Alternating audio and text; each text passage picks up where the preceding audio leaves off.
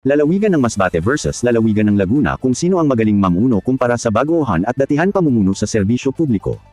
Masbate ay sa pamumuno ng pamilyang Ko. Sa loob ng ilang dekada, halos iisa lang ang apelyido ng namumuno sa lalawigan ng Masbate ang mga Ko. Ama, anak, at maging asawa ay salit-salitang nahalal bilang gobernador. Ngunit sa kabila ng mahabang panahon ng kanilang pamumuno, tanong ng marami, may malaking pagbabago bang naramdaman ang mga Masbateño?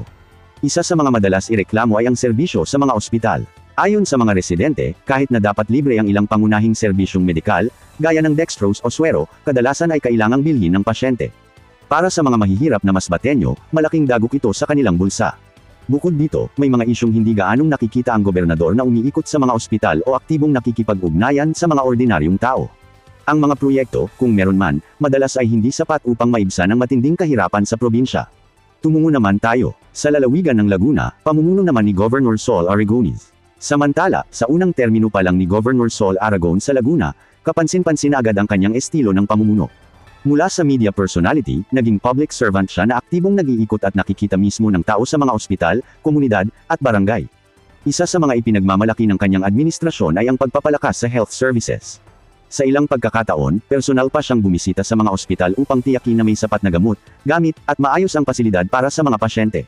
Ang ganitong klase ng hands-on leadership ay nagbigay ng tiwala at respeto mula sa mga Lagunans. Kung ikukumpara, malinaw ang agwat sa estilo ng pamumuno. Samantala sa Masbate, lang dekada na nasa iisang pamilya ang pamumuno, ngunit nananatili ang problema sa ospital at kakulangan sa serbisyo. Marami pa ring nananatiling naghihirap. Laguna, Aragones, bagong mukha sa pamumuno, ngunit mabilis ang aksyon at ramdam agad ng mamamayan ang pagbabago, lalo na sa serbisyong medikal. Ang liderato ay hindi lamang tungkol sa haba ng panahon na nanunungkulan, kundi sa uri ng serbisyong naibibigay sa tao. Sa kaso ng Masbate, tila naging tradisyon na ang pamilyang Ko sa Kapitolyo, ngunit kung ang mga pangunahing pangangailangan gaya ng kalusugan ay hindi pa rin sapat, masasabi bang may tunay na pag-unlad? Samantalang sa Laguna, makikita ang kahalagahan ng malapit na ugnayan ng lider sa kanyang nasasakupan. Ang isang gobernador na nakikita at nararamdaman ng tao ay nagbibigay ng inspirasyon at kumpiyansa na ang kanilang buwis ay may napupuntahan. Sa huli, dapat itanong ng bawat Masbateño, panahon na ba ng bagong klase ng pamumuno, katulad ng ipinapakita ni Sol Aragones sa Laguna?